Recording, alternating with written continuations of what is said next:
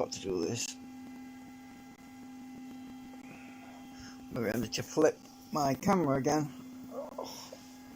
I was sat here thinking, and I was talking about open source stuff earlier, and then I realised, oh, I don't think I mentioned something. And I thought I'd just come back. I actually decided to print one of them segments, but no, that segment's part of the drum actually at the moment. So yeah, so I'm going to be waiting for another 3 hours probably. So I'm distracting again. So about this open source stuff, right? Well, I don't know a great deal about the open source stuff, so I'm not an expert. But I'm trying to get my camera right. Let me just flip it. Hang on. It's just that I'm trying to hold it so I don't press buttons. Right. Okay. I think that's better. So. The idea of open source is that, I know the basics, is that when you license something under, what am I doing with my hands anyway? When you license something under open source, it's supposed to make it available to everybody to make tweaks and, doing it again with my hands, stop it. Make tweaks and improvements by individuals. A large community of people all around the world are supposed to be able to get involved, and each one contributing to design improvements and such and like. That is, in my mind, one of the best ways of creating something, because once you've got the basics, and you've got a working model, people, I'm doing this with my hands again, people can actually make tweaks and adjustments to it, and it speeds up the whole process of the design and making it better. But there's a bit of a side effect, there's a problem with it. While it maintains the open source licensing, and while it's available under the open source, a corporate entity can still take that license, that open source license, and adapt it. Well, not adapt it, but they can still use it. So they basically grab the best of whatever it is, they make adjustments to it. I'm doing that with my hands again. I used to get told off talking with my hands years ago. This is what annoys me when I do it. I don't realise I'm doing it. So anyway, once a corporate entity decides that they want it, and they can make adjustments to it, and then they can license it, and they can still take ownership of their revised version of what began as free to all. But the original open source material is still there. It's still available to everybody. But a corporate business, I'm doing it again, can have the rights to their version that they've modified. And I'll explain why I've seen this happen. And you can find it out for yourself. The text-to-speech software, for example, I'm going to talk about that because I've come across that myself. The text-to-speech, when you basically type words and it translates into voice, all of that started in open source. You can go and look it up. There's all the basic code for that is available on the internet. Well, it was. I don't know if it still is, because there's such a lot of stuff's been buried now, but it should still be out there. You'll find it. It's mainly in Linux, and it's in the Linux world. This is where a lot of the open source stuff is, actually, in Linux. It's where developers have created something, and then a corporation comes along, and they basically, what they do is they take that code and they add a lot of bells and whistles. They put a glossy graphical user interface on the front end, and the instead of having to do type commands, instead of typing in commands and doing it by text, you have all these buttons, these fancy buttons you just click on, and this is what the corporations do. They add all this fancy stuff, and then they put a big price tag on it. And this is what happens. You end up with a big price tag on a piece of software that originally was for free. And I've noticed this because some of the voices, you'll find out, if you look at some of the voices on some of the text-to-speech engines, you'll notice, especially if you've done your own research on it, you'll find out that some of the voices are the same as the open source ones. They've just been adapted and improved, and some guru in a high corporate status has said, "Well, we can improve this. We can make that better," and they tweaked it, and then they make it sound clearer and everything, and then they stick a price tag on it, and that's what happens. You can't avoid it. It's just unavoidable, because that's the world we live in, and that's what happens. So yeah, but you see, first of all, you've got to put it under open source. You've got to protect your work under the open source, because then there'll always be a version available to the wider community. The only thing that you can't grab a hold of is the corporate versions without a big price tag, and that's usually what happens. And sadly, you can't do anything about it, because all you have to do is change one little thing, and they can say it's their version. It's their version, and they've got a right to sell it, and they've got a right to market it and advertise it and all that stuff. So I just thought I'd talk about that a little bit. And the reason I know about this is because I used to be on Flight Gear a lot, and that's open source. And there's my arm's getting tired now. I can't hardly hold the phone. Oh, I've got a bad wrist, by the way. I can't hold things very long in that arm. I noticed this happened with Flight Gear, which is open source. You'll notice, I think it was Microsoft Flight Simulator. I'm pretty sure it was Microsoft Flight Simulator. But that was based on Flight Gear, believe it or not. So Microsoft basically grabbed all the source code for Flight Gear. They added a lot of bells and whistles to it and tweaked it and improved the graphical user interface. They have access to supercomputers, so they can do stuff that we can't even imagine. So they went and made it look really nice and stuck a big price tag on it, and they were selling Microsoft Flight Simulator. But if you ever use that, you'll probably notice some similarities between that and Flight Gear, because Flight Gear is the open source version and Microsoft Flight Simulator is the corporate version, which has been tweaked and polished like a turd. I don't mean it like that. But you know what I mean. But it still has bugs and things in it, so there's still bugs and all that. But I think they work out most of the bugs. But Flight Gear is really good. I mean, I like that simulator because I've used it in my movies simulation when I did my movies and that. Oh, the Adventures of Oleg. If you ever watched any of them, I don't know if you have or not, but episode 3, which is on the last episode I actually really did, which was on my my homepage when you first get there. That took me about 3.5 to 4 weeks to make that 10-minute episode. And the reason it took me so long was because of the voices. I had to manually alter the voices because I only had about 4 or 5 different text-to-speech engines, and I needed more voices, so I had to alter the voices. So I was basically doing what some of the corporations would do, which is to tweak things and adjust things. So, but it was still open source. A lot of the voices were, but so I use my software to adjust the pitch, and also add emotion to raise the vowels and the blooming, all that stuff, to make it sound like there was emotion in the voice when there wasn't any originally.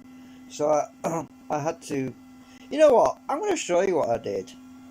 Why not? You might find this interesting. I'm just gonna switch to my other camera because I want to show you something. I've still got the presets on here. Well, let me just minimize this a minute because I've still got. I think the software's still set up. If I can find, if I've still got the voices on here, I should be able to show you. Let me just put this on the tripod. I'll show you the sort of things I used to do to make my movies. You might find it interesting. I need to stick this in the stand and zoom it in. Oh, I've got the camera. I've got that backwards now. Just a minute. A minute.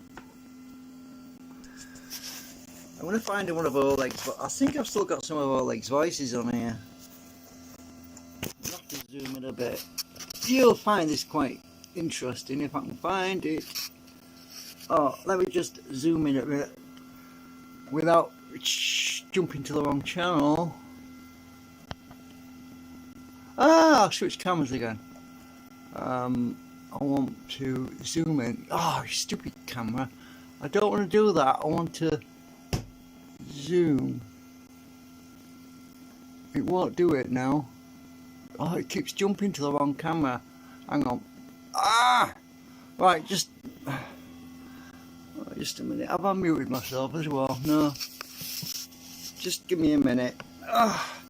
Give me a minute. I can't zoom in. It won't let me zoom in. Let me just figure this out a minute. Hang on. I want you to hear Oleg if I can find him. Let me just try to do this. Oh, maybe I'll do it backwards.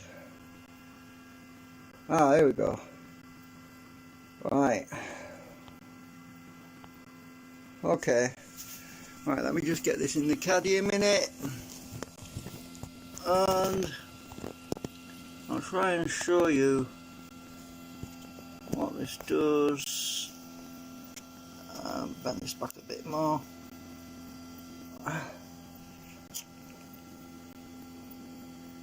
Sorry if you're getting dizzy. I've still got the software, so if I can just find it.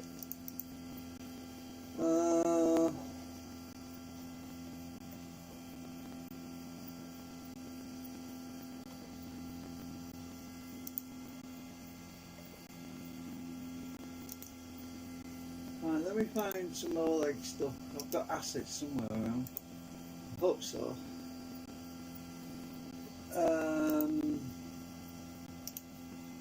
Search.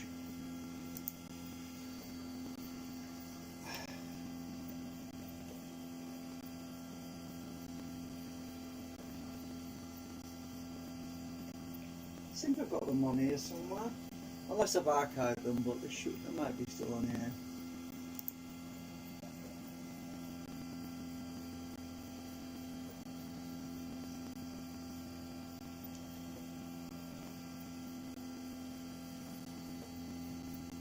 Can't remember where I put them all.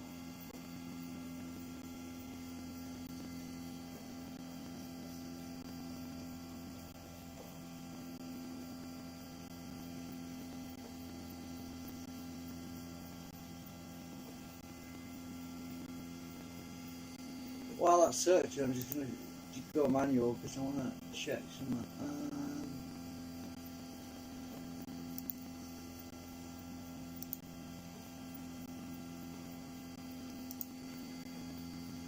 I archive such a lot of stuff.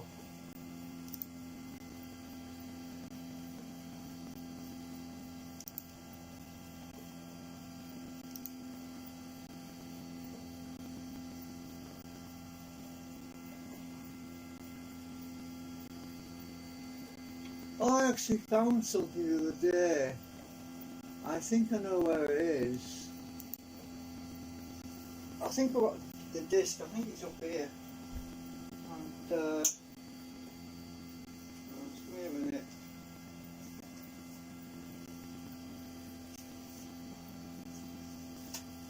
All my archive stuff. I found it. I couldn't find it the other day. Right, so if I stick that in there. My movie set assets. Let me just cancel that search because I think they're all archived now. Right, stop. Oh, this search is going to crash on me now. I'll just minimise it. Let's go to... I've got all my original movie stuff in here. That's the video. Where's the sounds? There's my movie scripts. I'm looking for the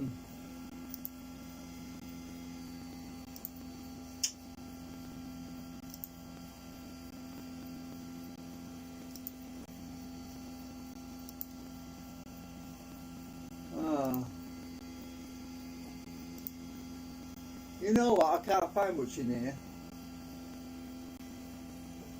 I think I've got another folder somewhere.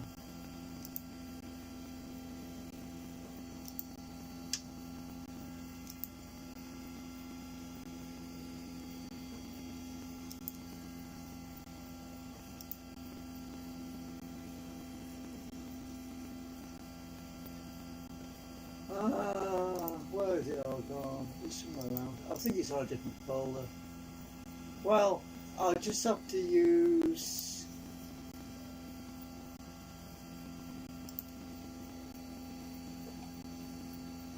Oh, that's the movie I did.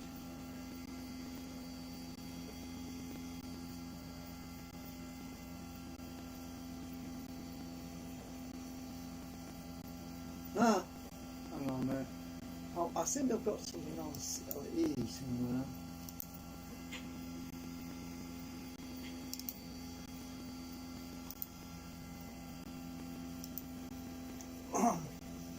Just a minute.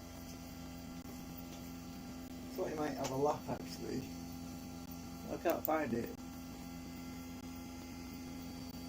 It's got to be on here somewhere. Get there with that other search box, it's ended.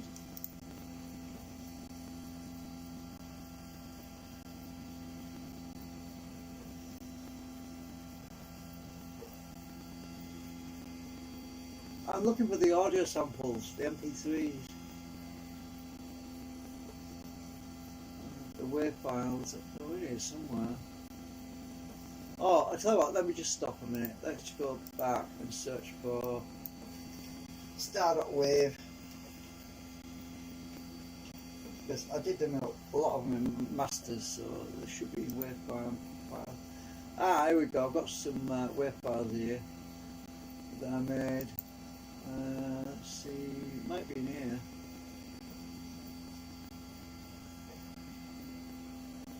All sorts of weird stuff.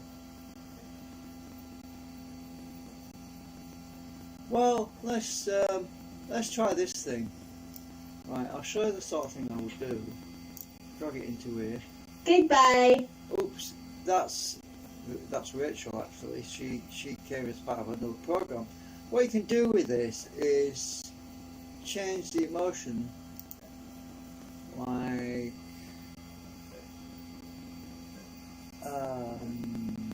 what is it? I want more presets.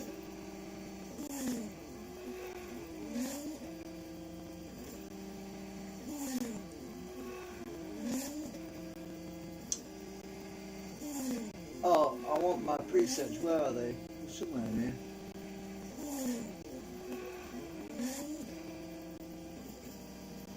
Ah, pitch, that's the one. Right, so this is very loud. I need to turn the volume down. It was deafening. Oh, what I'm going to do, first of all, I'm going to reduce the volume on it, right? Because it's extremely loud.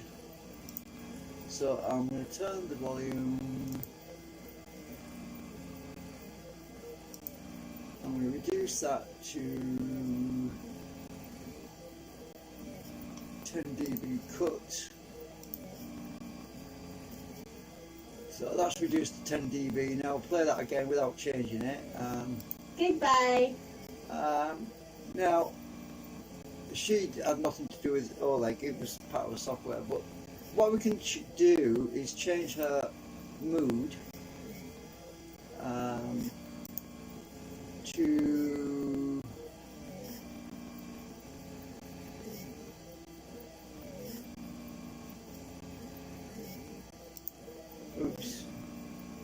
to an ogle preset I did. Now listen to this. Goodbye, goodbye, goodbye. So that was making her sound like ogle actually, and then there was another setting for doing Oleg. Let's see, somewhere here. Oh, Maniac.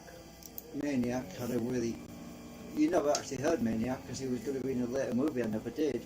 Alright, listen to this one. Goodbye, goodbye. Not much difference. Right, so we've got another one somewhere. Right, listen to this one. Now that's those are presets. Now listen to this one. Goodbye, goodbye, good. You'll notice the pitch changes Goodbye, goodbye. as it's going along. Now listen to cool side. Goodbye, goodbye. Now control Goodbye, goodbye, good. and the commanding officer preset. Goodbye, goodbye, goodbye. You'll see all these different variations in the voice. Goodbye, goodbye. Now ATC preset which I made. Goodbye, goodbye, goodbye. Now that's another preset. This is what I had to do on Oleg when I was making the Adventures of Oleg. I had to basically modify all the voices. Now this one, Goodbye, goodbye, goodbye. that's another different preset I made. And Ogle Sad. Goodbye, goodbye, Now Ogle Sad 2, goodbye, goodbye, goodbye. but the pitch is a bit high for this voice because the voice is already high as it is. So, but it's got a starting. So what you do is, if I want to make the final a lower pitch, I'll go lower, and this will change it now.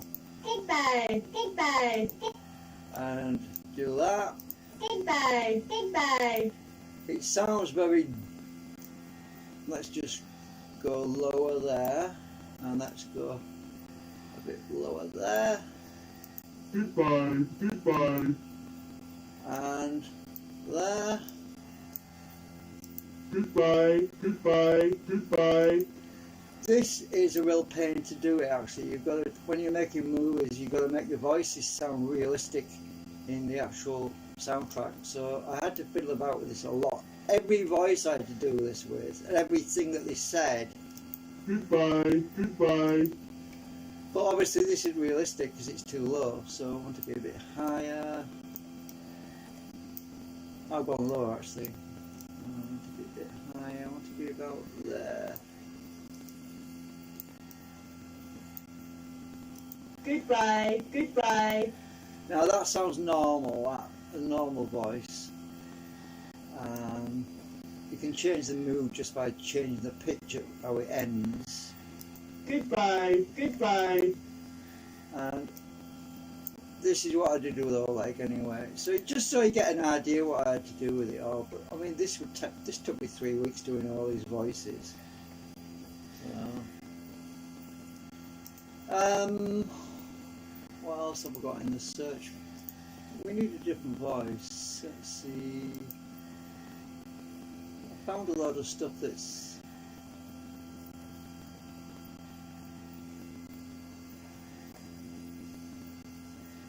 This is all Rachel stuff. I don't want any of that. I want something that's Oleg.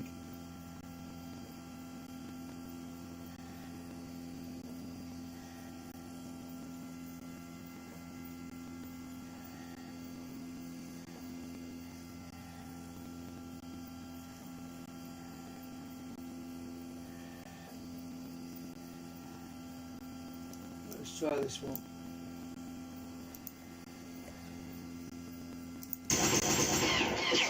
Oh, that's a gunshot. Oh, that's not much use.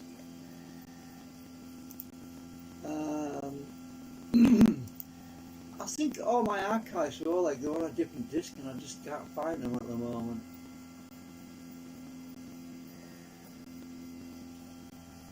Oh, let's try this one.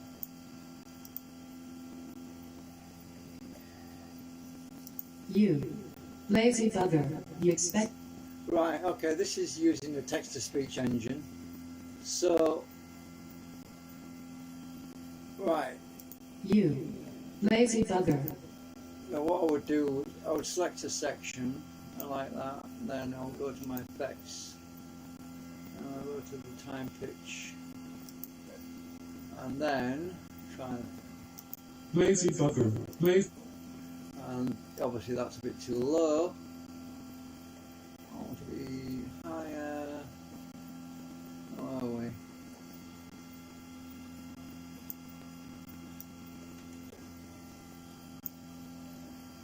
Lazy bugger, lazy bugger. So that sounds very demeaning, very to make it sound surprised, like she's surprised that the person's lazy, we would reverse the emotion a little bit. So instead of being lower at the start, it would be Lazy bugger, lazy bugger. or even lower than start. Lazy bugger, lazy bugger. She's had a bit of a surprise in her voice there. She sounds a little bit shocked. So higher pitch at the end. Lazy bugger, lazy bugger, lazy bugger, lazy bugger. So that is a kind of emotion that you would get if somebody was surprised that the person is basically sat on their ass. But somebody always expects it and is sick of hearing that somebody's lazy, then it will be the other way around, it would be. Lazy bugger, lazy bugger. Because she knows that it's to be expected. So this is what I did with emotional tones. And we'll try the cool side setting. Oh, what's that one? Lazy bugger. That's really high pitch. So some of these don't have the variations. But this is all done in Cool Edit, and this program used to be open source, believe it or not, and then actually it was developed by a guy, and then it got bought out by, I've forgotten who it was now. Yeah. So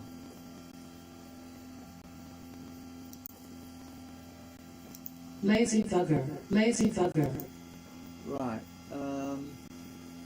close that a minute.